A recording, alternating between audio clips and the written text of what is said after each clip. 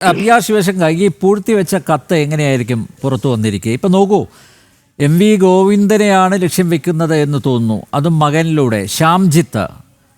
ഇപ്പോൾ അന്തരിച്ച കോടിയേരി ബാലകൃഷ്ണൻ്റെ 2 മക്കൾ ഇത്തരം സാമ്പത്തിക ഇടപാടുകളിൽ ഏർപ്പെട്ടതായിട്ട് നിരവധി ഉദാഹരണങ്ങൾ നമ്മുടെ മുന്നിലുണ്ടായിരുന്നു. പിന്നെ ശ്രീമതി ടീച്ചറുടെ മകൻ, അതുപോലെ EP ജയരാജൻ്റെ മകൻ, ഇവരെല്ലാം ചിത്രത്തിലുണ്ടായിരുന്നു. പക്ഷേ MV ഗോവിന്ദൻ്റെ മകൻ ശ്യാംജിത്ത് നമ്മളൊക്കെ കരുതുന്നത് പോലെ ഒരു നിസ്സാരക്കാരനല്ല. ശ്യാംജിത്ത് വൻ ഡീലുകളുടെ ആളാണ് എന്ന റിപ്പോർട്ടാണ് ഇപ്പോൾ പുറത്തു വന്നിരിക്കുന്നത്.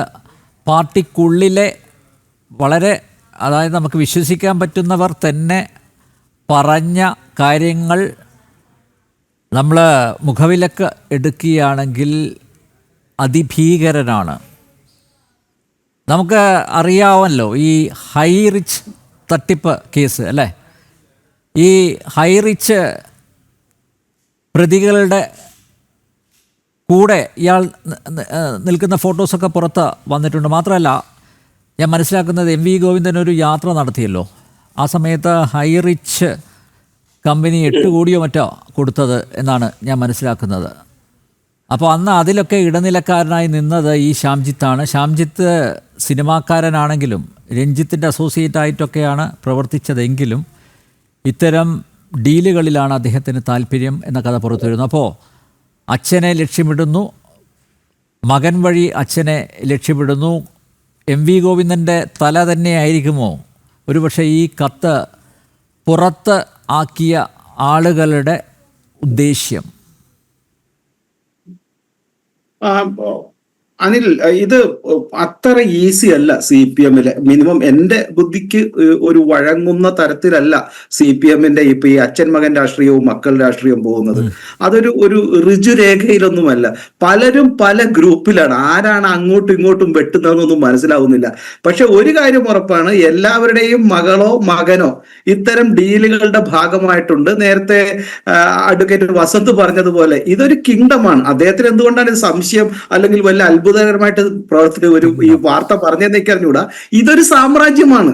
ഈ സാമ്രാജ്യത്വത്തിന്റെ അധിപന്മാരാണ് പിണറായി ആയാലും ഇപ്പൊ ഗോവിന്ദനായാലും പണ്ട് കൊടിയായിരുന്നാലും എല്ലാവരും. ഇവരുടെ മക്കൾ സാമ്രാജ്യത്വത്തിന്റെ സ്വഭാവം അനുസരിച്ചുകൊണ്ട് മക്കൾ രാഷ്ട്രീയം കളിക്കുന്നു എന്നേ ഉള്ളൂ.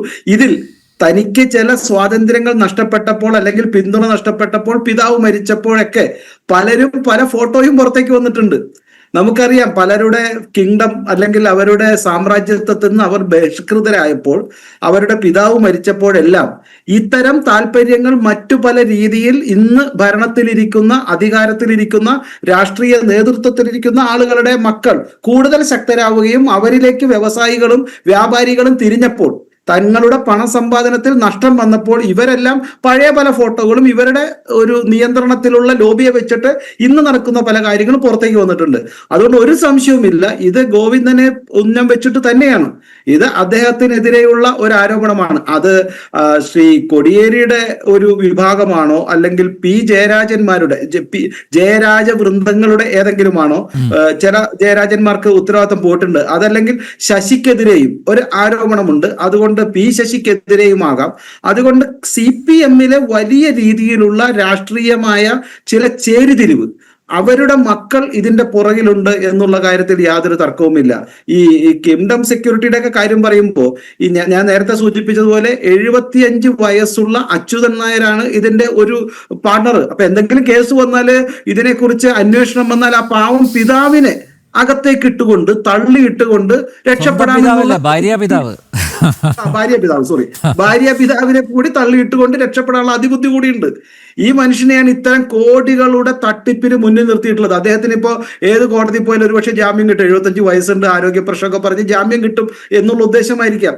അപ്പൊ ഇത്തരത്തില് ഭാര്യ പിതാവിനെയും സ്വന്തം പിതാവിനെയും ഒരു എക്സ്പീരിയൻസും ഇല്ലാത്ത, ട്രാക്ക് റെക്കോർഡ് ഇല്ലാത്ത, എഡ്യൂക്കേഷൻ ക്വാളിഫിക്കേഷൻ ഇല്ലാത്ത ആളുകളെയെല്ലാം മുന്നിൽ നിർത്തിക്കൊണ്ട് രാഷ്ട്രീയമായ ഇത്തരത്തിലുള്ള തട്ടിപ്പുകൾ നടത്തുന്നതിന് വലിയ പ്ലാനിങ് ആവശ്യമാണ്. ഇതൊരു ചെറിയ പ്ലാനിങ് അല്ല. ഇത് കേരളത്തിലല്ലാണ്ട് ഇത്തരത്തിലുള്ള ഒരു ബേസ്ഡ് കമ്പനി ലണ്ടനിൽ തുടങ്ങുന്നു. ഞാൻ മനസ്സിലാക്കുന്നതും ഇപ്പോൾ അഡ്വക്കേറ്റ് വസന്ത് സൂചിപ്പിച്ചതുമായ 2 കാര്യങ്ങൾ. ഇതില് ഈ മസാല ബോണ്ടിന്റെ ഫണ്ട് വലിയ രീതിയിൽ വന്നിട്ടുണ്ട്. ഒരു സംശയമില്ല, കഴിഞ്ഞ തെരഞ്ഞെടുപ്പിന്റെ ഭാഗമായിട്ട് ഇങ്ങോട്ടൊഴുകിയ പണത്തിന്റെ ബഹുഭൂരിപക്ഷവും മസാല ബോണ്ടിൽ നിന്ന് കമ്മീഷൻ കിട്ടിയ, അതായത് കേരളത്തിന്റെ ജനതയെ അടുത്ത 20-30 വർഷത്തേക്ക് കൊള്ളയടിക്കുവാൻ സംസ്ഥാന സർക്കാർ ലണ്ടനിലെ ഒരു കമ്പനിക്ക് അല്ലെങ്കിൽ ഈ കാനഡിയൻ കമ്പനിക്ക് കൂട്ടുനിന്നതിന്റെ കമ്മീഷനാണ് ഇവർ മേടിച്ചിരിക്കുന്നത്. ഒരു സംശയമില്ല, ആ പണം വരുത്തുവാനായിട്ടുള്ള ഒരു സബ്സിഡറി സ്ഥാപനം മാത്രമായിരുന്നു ഈ കിങ്ഡം സെക്യൂരിറ്റീസ്. അത് കിങ്ഡം സെക്യൂരിറ്റീസ് മാത്രമാണോ, മറ്റു പലതുമുണ്ടോ എന്നാണ് ഇനി അന്വേഷിക്കേണ്ടത്. അതുകൊണ്ട് തന്നെയാണ് ഇത്തരം വാർത്തകളെ, കത്തുകളെ എല്ലാം ഇവർ അവഗണിക്കുവാനും ഇവർക്കെതിരെ ഞാൻ നേരത്തെ സൂചിപ്പിച്ച പോലെ അല്ലെങ്കിൽ നടപടി എടുക്കുവാനും തയ്യാറാകാത്തത്.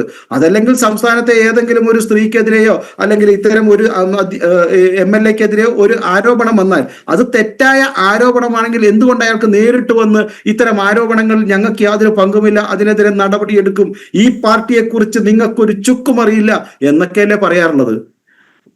കയ്യിൽ മടിയിൽ മാത്രമല്ല, ഈ ഷർഷാദ് ബനിയാണ്ടി CPM സഹയാത്രികരാണ്, DYFIയുടെ പഴയ മേഖലാ സെക്രട്ടറി ഒക്കെ ആയിരുന്ന ആളാണ് ഷർഷാദ് ബനിയാണ്ടി. അപ്പോൾ ഷർഷാദ് ബനിയാണ്ടിക്ക് പാർട്ടിയെക്കുറിച്ച് നന്നായിട്ട് അറിയാം. രാജേഷ് കൃഷ്ണയെക്കുറിച്ച് ഉള്ള വിവരങ്ങളെല്ലാം അയാൾ ശേഖരിച്ചിട്ടുണ്ട്. ഒപ്പം പാർട്ടിയെക്കുറിച്ച് നല്ല ധാരണയുണ്ട്. മാത്രമല്ല, പാർട്ടിയിലെ മുതിർന്ന നേതാക്കളുമായിട്ട് അയാൾക്ക് അടുപ്പമുണ്ട്. അതുകൊണ്ട് ഈ ഷർഷാദ് പറയുന്നത് അങ്ങനെ അങ്ങ് തള്ളിക്കളയാനാവില്ല എന്ന് ഒരു വിഭാഗം അവർ പ്രത്യേകം അത് കരുതുന്നു, വിശ്വസിക്കുന്നു. ഞാൻ മനസ്സിലാക്കുന്നത് ഈ ഷർഷാദിന്റെ കുടുംബമൊക്കെ വളരെ വർഷങ്ങളായി അവിടെ താമസിക്കുകയും വളരെ ജെന്യൂനായിട്ട് ബിസിനസ് ചെയ്യുകയും ജീവിക്കുകയും ചെയ്യുന്ന വലിയ പാരമ്പര്യമുള്ള ഒരു കുടുംബം തന്നെയാണ്. അപ്പോൾ അദ്ദേഹത്തിന് അത്തരത്തിലുള്ള ഒരു ആരോപണം ഉന്നയിച്ചിട്ട് രക്ഷപ്പെടാൻ തോന്നുന്ന ഒരു മനസ്ഥിതി ആവാൻ സാധ്യതയില്ല. ഇനി ഉണ്ടെങ്കിൽ ഞാൻ അങ്ങനെ ഒരു വ്യക്തി, ഒരു നല്ല കുടുംബത്തിൽ നിന്ന് ഒരു വ്യക്തി ഇത്തരം കാര്യങ്ങൾ പറയുന്നുണ്ടെങ്കിൽ അവർക്കെതിരെ നടപടിയെടുക്കണ്ടേ? ഈ സംസ്ഥാന സർക്കാർ എന്താ നടപടിയെടുക്കുക? അതാണ് എന്റെ ചോദ്യം. അപ്പോഴാണ് ഈ സംശയത്തിന് കൂടുതൽ ദൃഢത വരുന്നത്, അല്ലെങ്കിൽ ജനങ്ങൾ വിശ്വസിക്കുന്നത്. ഈ ചാനൽ ചർച്ചയിൽ വന്ന് ഇന്ന് മറ്റു പല ചാനലുകളിലും CPM-ന്റെ പ്രതി എന്തുകൊണ്ട് ഇവിടെ വന്നില്ല എന്നുള്ളത് ചോദ്യമാണ്. പക്ഷെ മറ്റു പല ചാനലുകളിലും വരികയും പറഞ്ഞിരുന്നു, ഏറ്റിരുന്നു, അവസാന നിമിഷം പിന്മാറിയതാണ് കേട്ടോ. സാധാരണ CPM പ്രതിനിധികൾ വരാറില്ല. പക്ഷെ ഇന്ന് CPM നേതാവ്, നമ്മുടെ തിരുവനന്തപുരം ജില്ലാ പഞ്ചായത്ത് അധ്യക്ഷൻ അഡ്വക്കേറ്റ് D. സുരേഷ് കുമാർ തന്നെ വരാമെന്ന് പറഞ്ഞതാണ്. പക്ഷേ അവസാന നിമിഷം അദ്ദേഹം പിന്മാറി. ഒരുപക്ഷെ മുകളിൽ നിന്നുള്ള കാർഡ് ഇറങ്ങിയതിന് ശേഷമായിരുന്നു പിന്മാറ്റം. മുകളിൽ നിന്നുള്ള വിളിയായിരിക്കാം.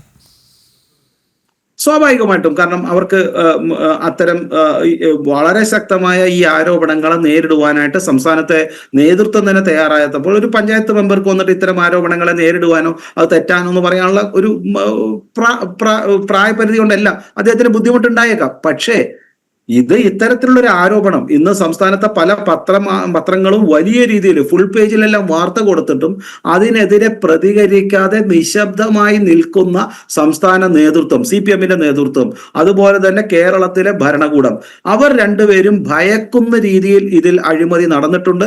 ഇദ്ദേഹം പറയുന്ന ഒരു 50% കാര്യങ്ങളിലും, ചില കാര്യങ്ങൾ അദ്ദേഹത്തിന്റെ വ്യക്തിപരമായ കാര്യമാണ്, എനിക്കറിയില്ല അതിലൊക്കെ എത്രത്തോളം സത്യമുണ്ട്. ഇപ്പൊ പുഴു സിനിമയെ കുറിച്ചിട്ടുള്ള അദ്ദേഹം മുന്നോട്ട് വെച്ച ആരോപണങ്ങളെ കുറിച്ച് മറുപടി പറയേണ്ടത് ആ പുഴു സിനിമയുടെ ഭാഗമായിട്ടുള്ള ആളുകളാണ്. പക്ഷെ വളരെ ശക്തമായ ആരോപണമായിരുന്നു, ഒരു സംശയവുമില്ല. ജനൻ TV അടക്കം പല സോഷ്യൽ മീഡിയ ചാനലടക്കം മുന്നോട്ട് വെച്ച ആരോപണങ്ങൾക്ക് മറുപടി പറയേണ്ടത് ആ ഇതുമായിട്ട് ബന്ധപ്പെട്ട ആളുകളാണ്.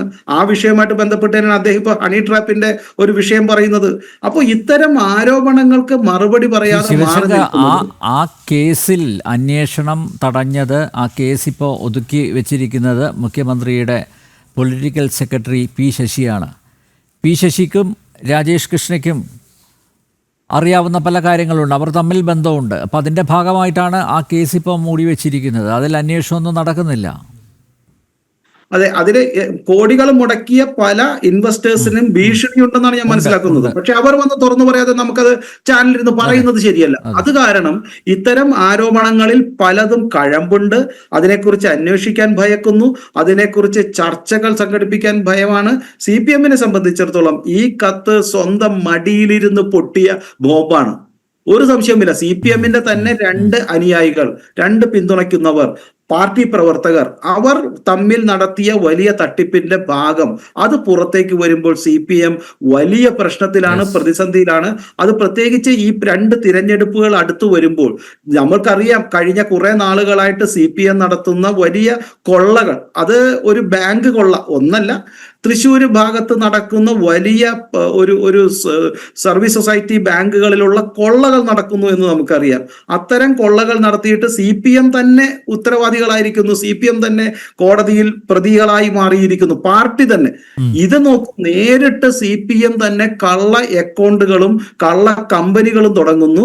അവരെ വെച്ചിട്ട് വലിയ രീതിയിലുള്ള വിദേശ പണം വരുന്നു. ഇപ്പൊ ഇതിനെക്കുറിച്ച് മറ്റൊരു തുടക്കം കൂടി ഉണ്ട് കേട്ടോ, നമ്മൾ അന്വേഷിക്കേണ്ടതാണ്.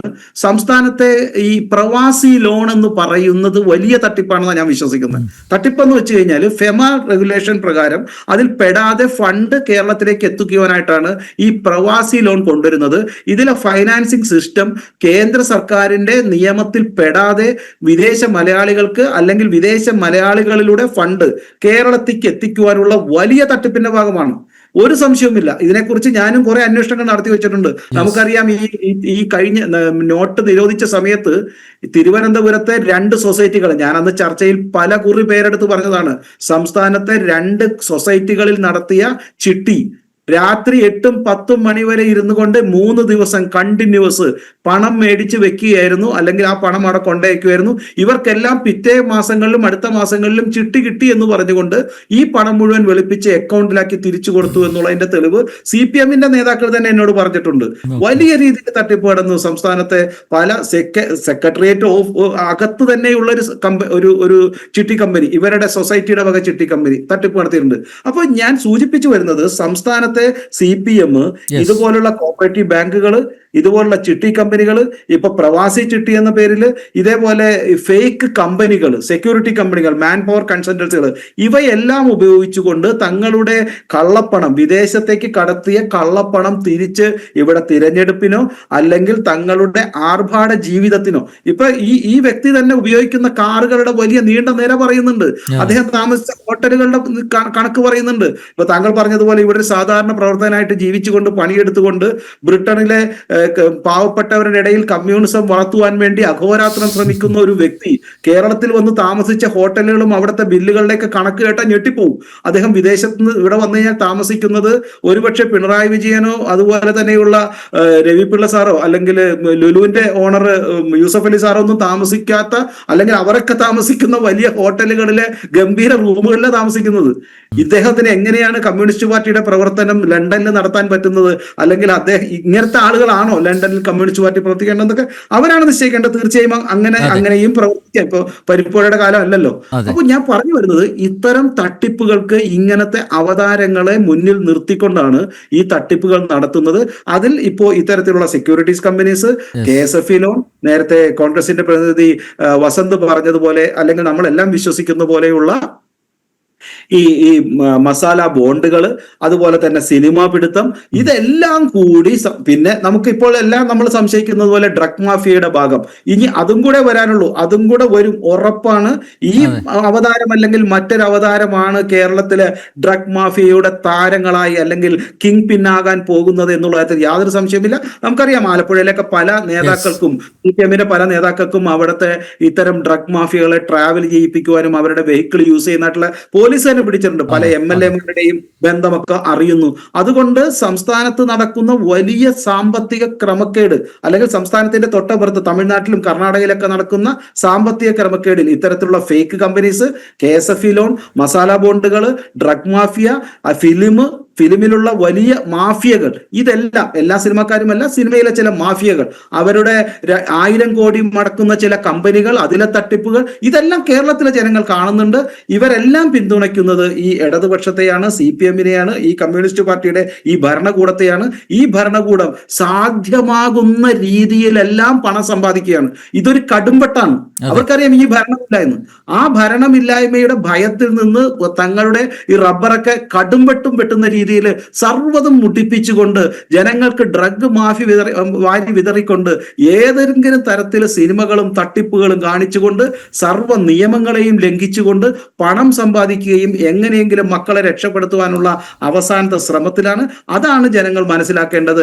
അതുകൊണ്ടാണ് അവർക്ക് ഇതിനെ എതിരിടുവാനും ഇതിനെ പ്രതികരിക്കുവാനും ഭയന്ന് മാറി നിൽക്കുന്നത് എന്നതാണ് ഞാൻ മനസ്സിലാക്കുന്നത്. Yes yes yes